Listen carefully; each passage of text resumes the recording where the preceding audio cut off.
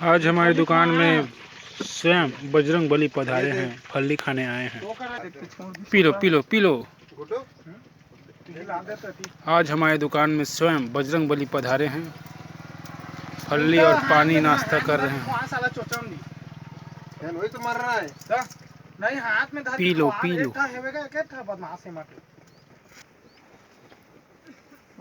कितना आनंद लग रहा है। गिलासत कहाँ करे नहीं दिखतेगा। पानी पहुंच पी पावे खाली पानी है दे तो खाली पानी मोला दो जग मग्गा देख ना तो सालन तो पीएम कैसे मग्गा है।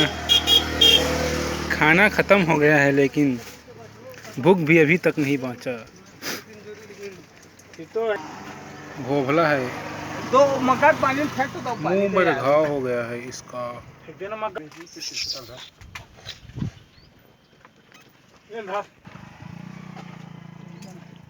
पी लो पूरा पानी पी लो। वो कितना अच्छा है, जैसे लग रहा है आदमी का कान है। पानी पकड़ नहीं आ रहा जैसे लग रहा है।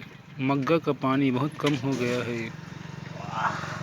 पूरा भर मग्गा था, पानी ने पी लिया। चिल्ली बना दे।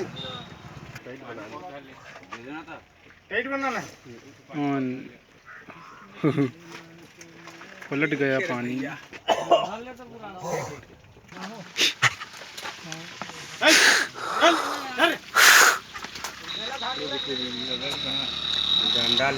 इसका मुंह को मारो साले को।